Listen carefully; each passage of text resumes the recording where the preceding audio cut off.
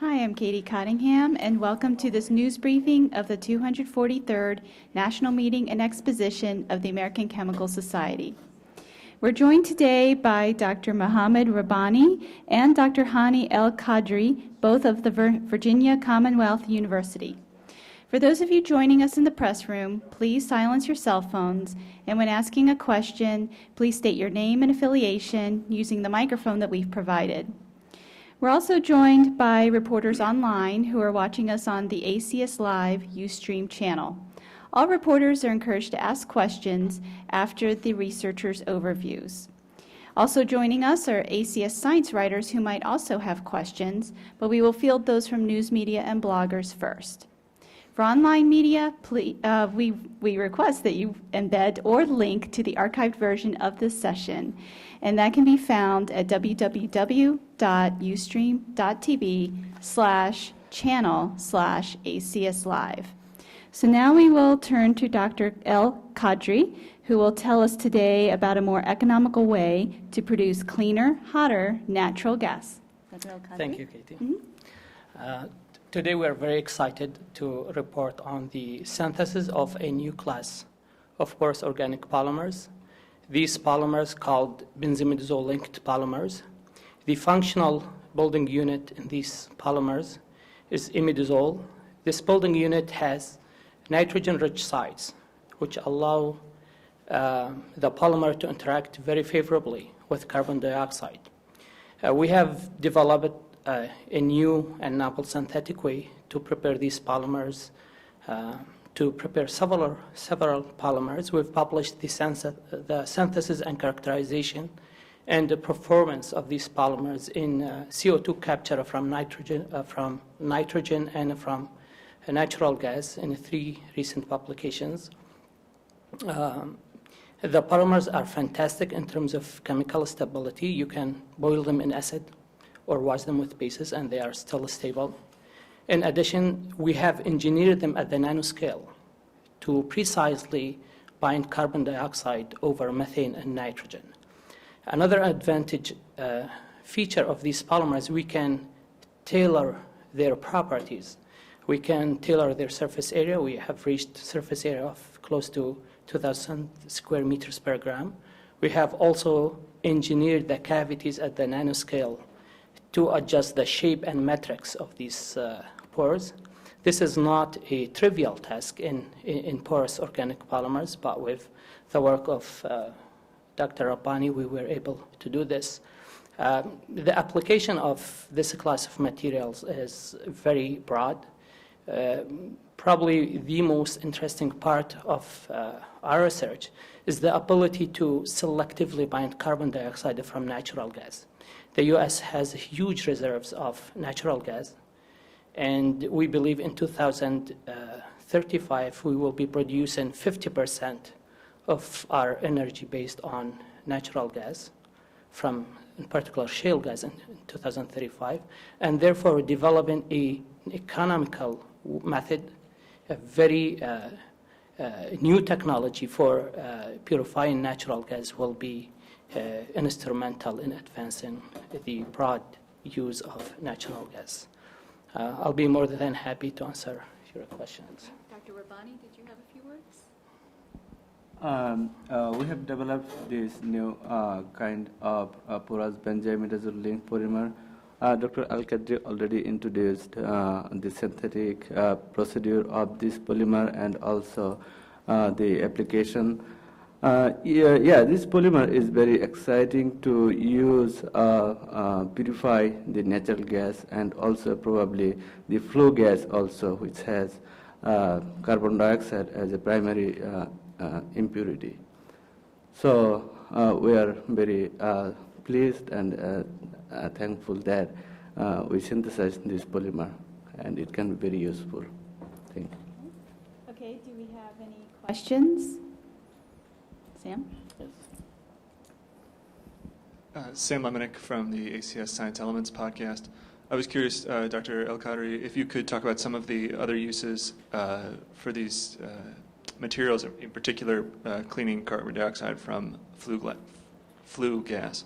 Yeah, flue gas mainly the main component in the flue gas is nitrogen, about 75%. But also there is a major component, which is carbon dioxide. Just imagine if you were to capture all carbon dioxide from a flue gas, then you will end up consuming about 30% of the energy output of this coal-fired planet. So it is very challenging. Another issue is that with the current technology that uses amine-based solutions, there are several issues. One of them is that the solution need to be heated in order to kick off carbon dioxide. And you are wasting energy in the form of heat in order to regenerate the material. During this process, you are decomposing. Your amine solution start to decompose. You start to evaporate the amine solution. And therefore, developing a new technology where you can use the solid sorbents like the polymer developed in our group to collect carbon dioxide without wasting heat, because our polymers can capture CO2 with an intermediate heat of adsorption. These are not chemically bonded carbon dioxide molecules. These are physisorbed. Therefore, you don't invest energy in order to regenerate the solid sorbent. You just simply reduce the pressure and regenerate your material. So we're saving about 30% of the energy output of a power plant if we were to capture carbon dioxide from flue gas. Okay, and Lynn has a question in the back. Hi, Lynn Rice, UCLA Media. I'm curious, what's the temperature of flue gas? The temperature of flue gas usually I would say you need to operate between room temperature and below 80 degrees. Below, but coming off of the power plant, is it significantly higher than that? The temperature of the gas? It is not that higher. Okay. But when you regenerate amine solution, after you capture carbon dioxide, then you have to heat up the solution, which is about 30% composition of amine and water. You need to heat it up, I believe, above boiling point, the boiling point of water, to kick off CO2. But the temperature of flue gas is not much higher than this range, between ambient temperature and I believe 80 degrees. And so in this case, it's probably not a big concern, but what is the temperature stability of your polymer? Well, this is one of the fantastic properties of our polymer. You heat it up at 450 Celsius, and it is stable. And this is typical of organic material polymers, but with the functionality introduced in the polymer, tailored at the nanoscale, you can still maintain this thermal robustness.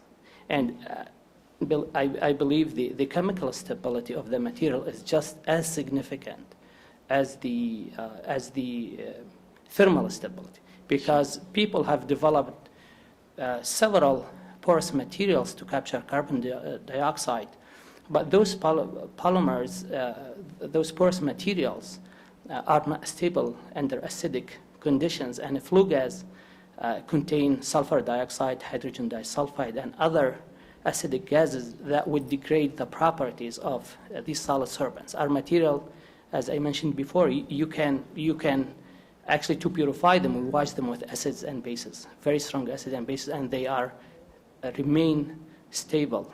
Wow. And also, you mentioned that the CO2 physisorbs. Yes. So it's a much looser interaction. Yes.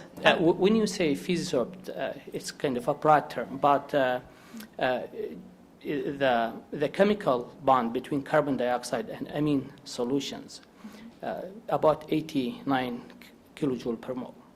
So that's why you need to invest a lot of energy in order to kick this carbon dioxide off. But our polymer binds CO2 with an intermediate binding affinity.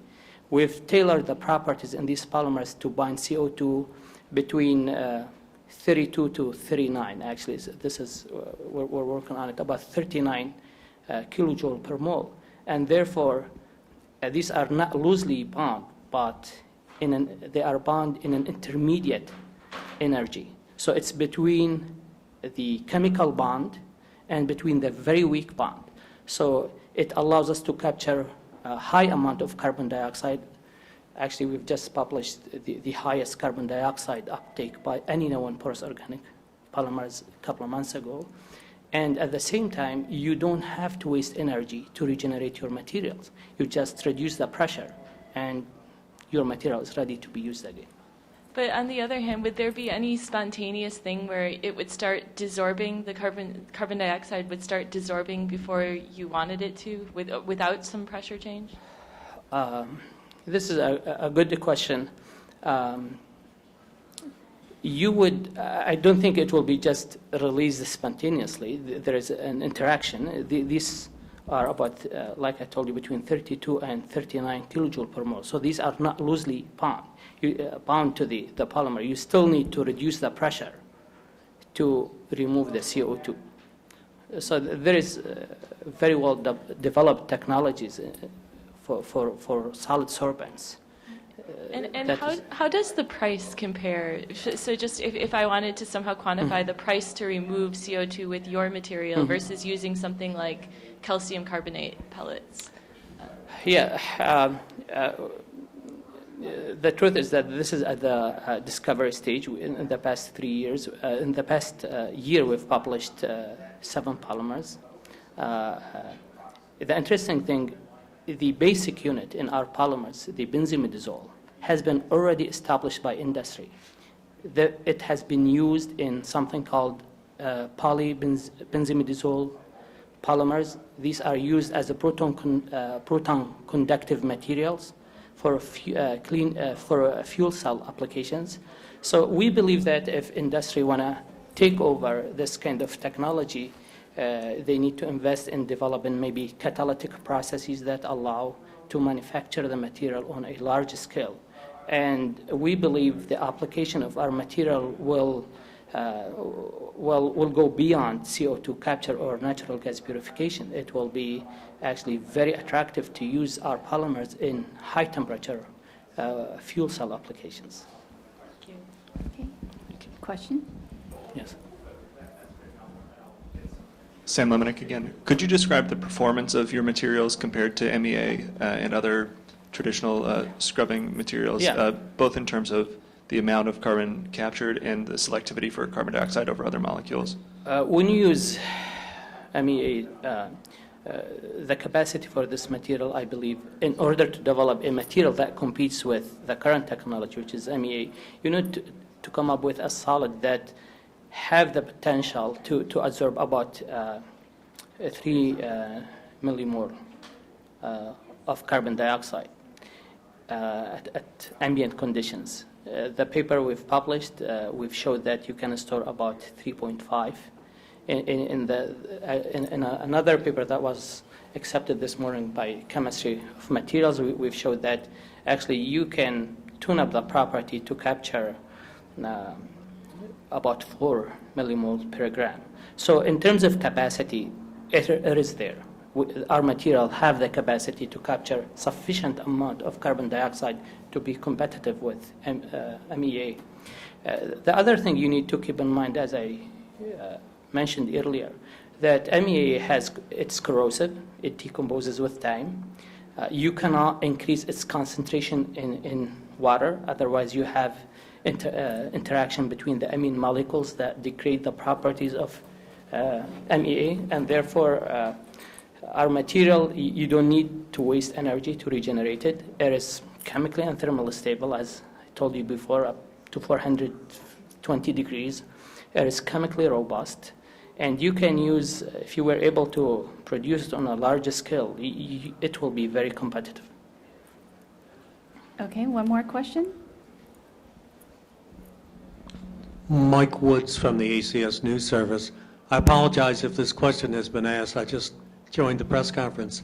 So the natural gas that comes into people's homes, does that contain, how much carbon dioxide does that contain? 2%. This is the standard In the U.S., maybe European countries have different standards, but here in the U.S., we usually use natural gas with lower than 2% of carbon dioxide.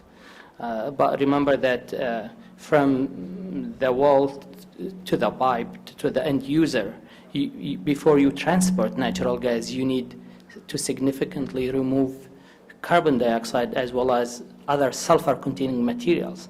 And we have computational studies on our polymer that show actually our polymer have excellent properties to remove not just carbon dioxide, but also sulfur-containing materials. Would natural gas with less than 2% burn hotter? It would be because whatever you're burning just a much purer methane gas, and therefore, yes, it will be. And therefore, you have eliminated carbon dioxide and other impurities. So you're not just making natural gas more efficient in terms of heating, but also it's a much cleaner material if you were to use it without pre-combustion separation of carbon dioxide. Okay, thank you very much. Thank you very much. And please join us for our next press conference at 12:15, which will be on a biomimetics symposium, and will also cover materials inspired by Mother Nature. So thank you very much. Thank you.